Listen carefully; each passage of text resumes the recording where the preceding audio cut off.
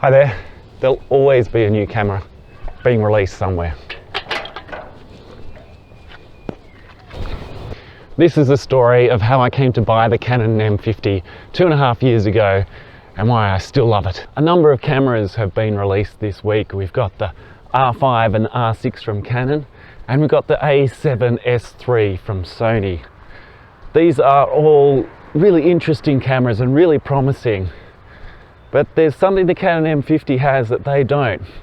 Canon M50 has price on its side. For the price of just one Sony camera or one Canon camera, we can get 8 or 9 Canon M50s. And that might sound ridiculous. I can't name a single person who needs 8 or 9 Canon M50s. I can think of a number of businesses, including my own, where it would be useful to have 3 or 4 cameras and be able to give them to absolute novices with confidence that the image quality will be okay. It's remarkably cheap, and that's before we even talk about the potential cost of full frame lenses. Later I'll talk more about lenses for the Canon M50 and why you can get such a huge variety. Before we do that, it's worthwhile going back to when I pre-ordered the Canon M50. At the time I hadn't seen any YouTube reviews of it, we only had the specs. I remember thinking that mirrorless was the future and that the Canon M50 could be a breakthrough camera. The specs were phenomenal. When the reviews came out on YouTube, a lot of people were really bagging out the camera, and they tried it the first time and they failed. They wrote it off and they moved on to other cameras. I was stuck with the camera. I'd pre-ordered it, and when it arrived I was really excited. I took it out in auto mode and the image was terrible. Now, this was devastating for me because I really wanted to lift my filmmaking to a new level. I'd been making films of some sort for a very long time, but I was never satisfied with the quality, and I was never satisfied with my own learning journey and how much I knew about cameras and filmmaking and how much effort I had put in. So the Canon M50 for me was a way to increase my learning, to make a commitment to great filmmaking. Even though I have run filmmaking classes and run a number of Kickstarters, I still consider myself a novice when it came to filmmaking. It was the videos that I made for the Kickstarters that really prompted me to get better. It was really clear to me that filmmaking is not just about the camera, it's about the performance in front of the camera, it's the storytelling, it's the editing. It's a very complex field, and I enjoyed that complexity. I enjoy the challenge of using my brain in many different ways. I like experimenting, and I like the discovery, and I love the learning. It's what we're doing today. I'm taking out this DJI OSMO Action because I'm really interested to see what it's like to do a piece to camera while I'm walking. I'm going for a walk around my neighborhood, and you'll spot some of the areas where I filmed in the past for other videos. I'm also shooting in 2.7K. I don't know if that's going to make a difference with the Osmo Action. I'm testing out the distance from the camera. We know that the Osmo Action is very poor at focusing in close. I'm wondering if this distance is okay. Let me head into the light. I'm also interested in how it's exposing. So here I should be in focus okay with the DJI OSMO Action. As I bring it in, I'll move out of focus pretty quickly around about here, which is a shame because this is the kind of framing that I really like. But if I hold it out here, hey, maybe I'll be in focus. I'm also testing out the sound coming from this lav mic, which is a mono. It only comes through one channel. So in DaVinci, I'm going to split it into 2 channels, see how it goes. Another test I'm running today, well, the DJI OSMO Action records in multiple files. Now maybe those files will be of a longer duration, the video will be a longer duration because I'm shooting in 2.7K rather than 4K. But I'm just interested in how to sync up the audio and video in DaVinci. I know you can do it with different camera angles.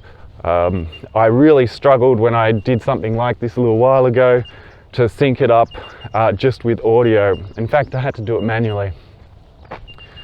In that last experiment walking like this, I was recording on my iPhone with the lapel mic, a different lapel mic to this one. And yeah, the sound didn't work at all, so I was reliant completely on the DJI OSMO Action audio. I hope that's not the case today. I hope that this lapel mic is working because the sound coming out of the OSMO Action is really terrible. Let's do a quick check to see if I'm recording still with my lapel mic. Looks good. Not sure it's picking up those bird noises, but this is a very special place to me.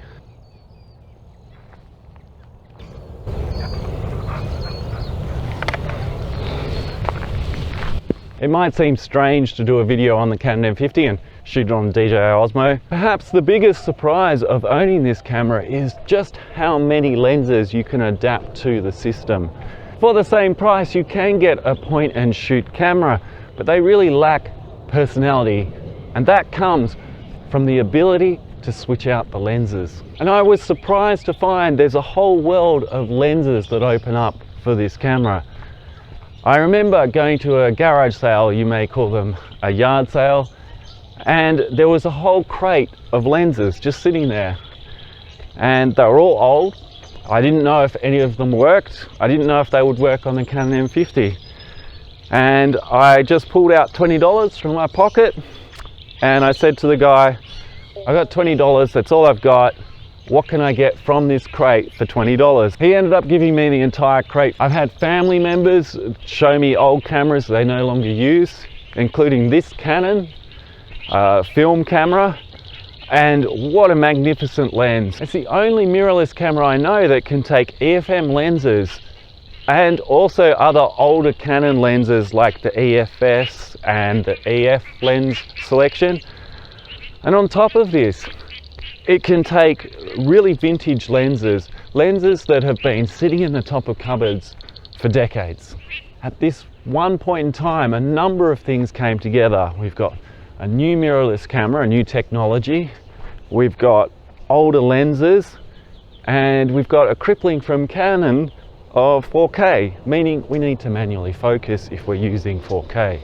Suddenly I found myself with a whole bunch of different lenses, each with their own personality. I found myself with a camera capable of 4K and some slowly emerging skills to realize that the beauty of this camera comes when you put it into manual mode. Every time I go filming, I want to learn something new. At the beginning, I found it incredibly difficult to talk to camera. I remember I spent 3 days on a 5-minute piece to camera and ended up throwing everything out and starting again. Filming is a very complex activity. You need to concentrate on the technology and you also need to concentrate on your performance and the overall flow. Everyone is a judge. Everyone has very high expectations of videos because people have been exposed to video pretty much all of their life. I think video is very difficult when you compare it to most other creative activities. Let's take writing. If I'm looking to be a good writer, then I concentrate on the writing itself. I don't have to concentrate on, well, what is the shape of the font? What is the word processor I'm using? You know, that pretty much takes care of itself. Whereas filmmaking is super complex. During this process of experimenting and discovery, I began to make films for very specific people. Because I wanted the quantity to develop my quality, I would make films for 1 or 2 people, and it's something I still do today. I remember fairly early on I made a film for Canon because there's some drilling going on over here. It'll be interesting to see how my lapel mic is coping with that background noise.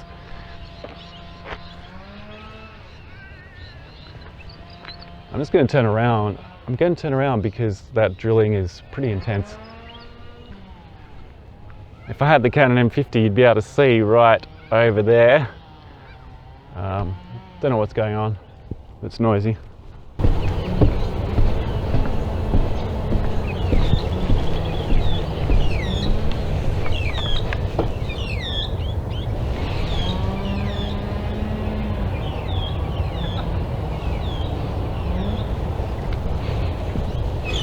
As soon as the camera came out, I noticed a number of YouTubers were complaining about the quality of the focusing in 4K.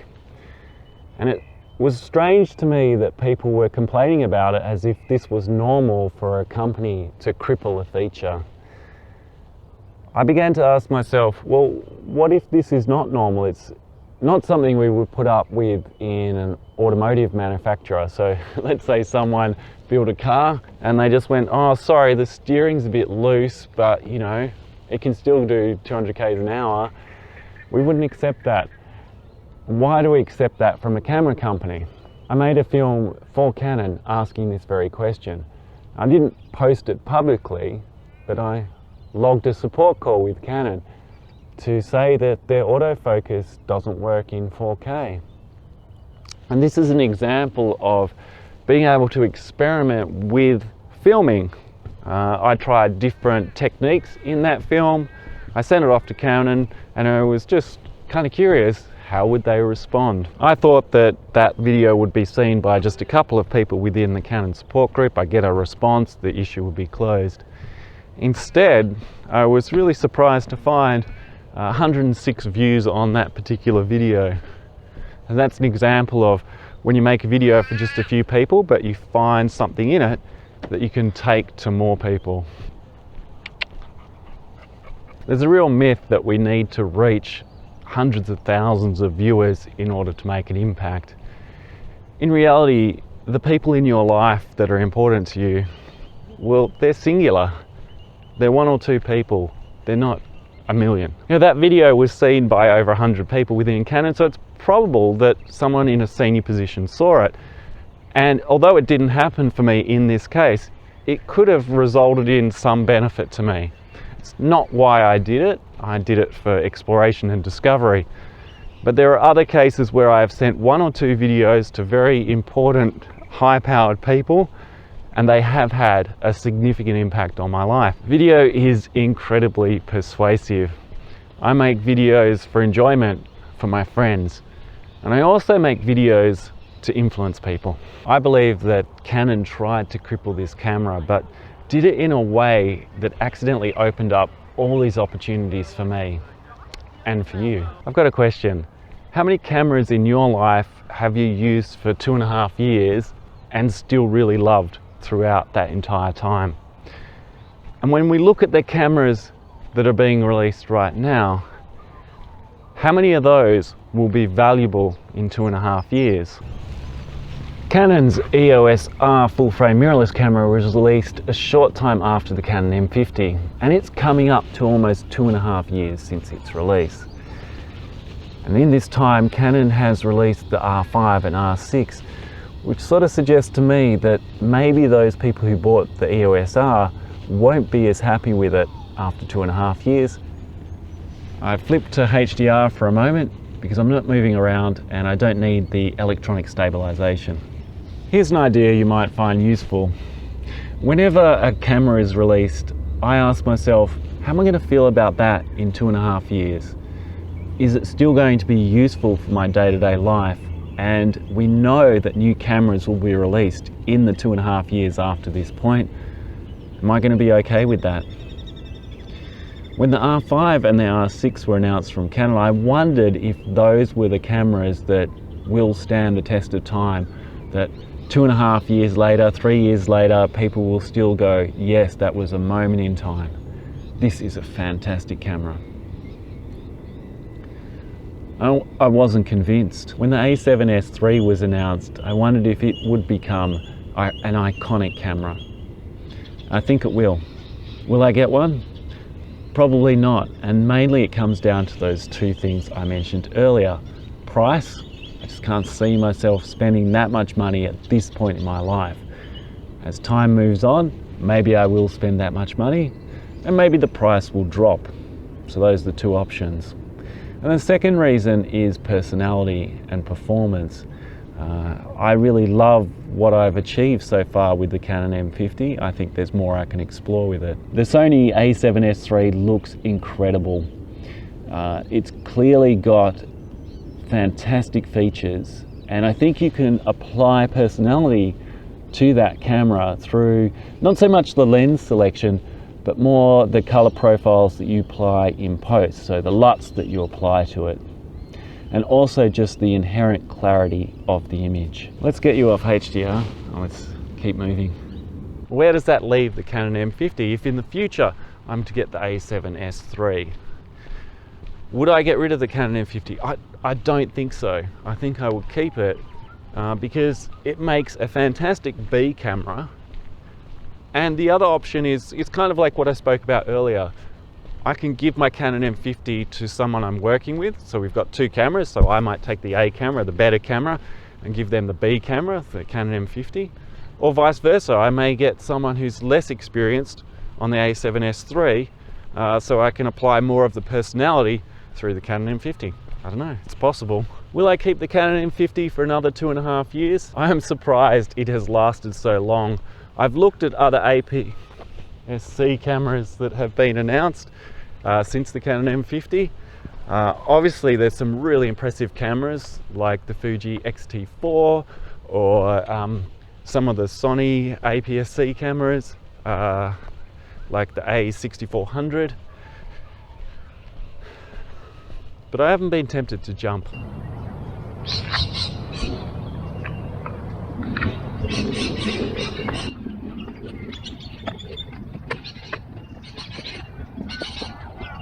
I got two questions for you. How did the DJI OSMO Action perform today? And what camera have you kept for 2.5 years that you've loved? Oh, and I decided to keep the OSMO Action for one of the businesses I run.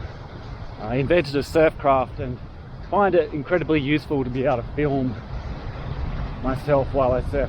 God, look at that wave. Unfortunately, it's not that great in the surf because the angle of view is pretty narrow compared with the GoPro. In reality, I probably should have returned this. Got myself a GoPro, got the wide angle because I like getting in the barrel, and this camera, the angle is just too narrow, and sometimes it doesn't look like you're in the barrel. You're just seeing out onto the wave edge itself and not the lip itself crashing over you. How good does that look?